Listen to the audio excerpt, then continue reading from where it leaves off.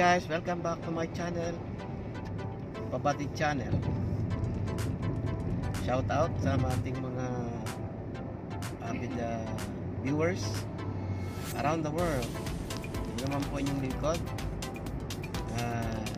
Nagpupugay sa inyo sapagkat mayroon na naman tayong pupuntahan. Napas nyo guys, puro na lamang mga events ang aking mga share na vlog sa inyo. Pagkat siyempre tayo ay busy sa trabaho. Kaya ngayon, ito, meron naman kaming napakahalagang okasyon guys na gaganapin ngayong araw na to. At kami ay along the way dito sa South Luzon Expressway.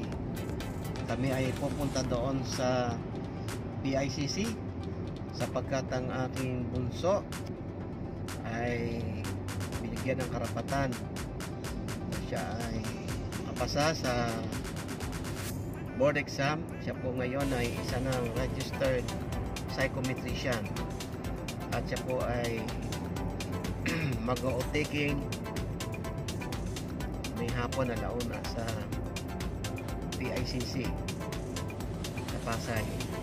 So kami nagbabiyahe ngayon guys, at ito ay una, pinapasalamatan po ang Panginoon sapagkat binigyan siya ng katalinuhan upang ang kanyang mga hangarin sa buhay ay kanyang ang matupad, at higit sa lahat ay siya ay makapagbuto din sa Panginoon. Okay. So yun guys, na lang muna habang kami ay tumatakbo dito sa South Express Luzon Tollways Expressway. Ayan na.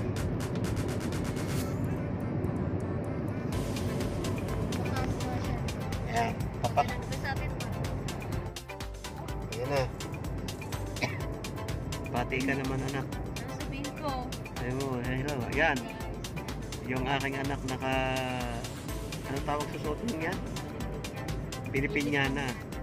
Oh. Ganda ng anak ko. Yan yung nanay. Ang nanay yung mataba. Taba ching-ching. At itong aking anak na pogi. Diaper. Siyempre, sa pinakamana na kapulihan yan. Siyempre, alam nga naman sa kapitbahay. Siyempre, sa akin. Yung anak kong panganay ay dadaanan namin mamaya dyan sa may Bendia sa Pasay. Okay. So guys, mamaya na lang ulit. Everybody!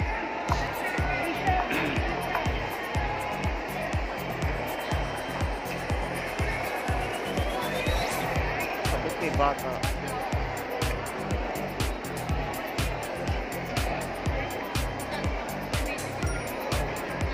Kala kay bawal ang bata. Nakita ko tanggol pa nga eh. Hindi baka dito lang yun kasi hindi naman sila makakapasok. Dito lang. Upland.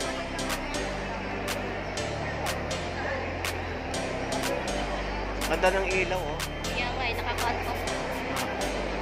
Nakakantok ang ilaw.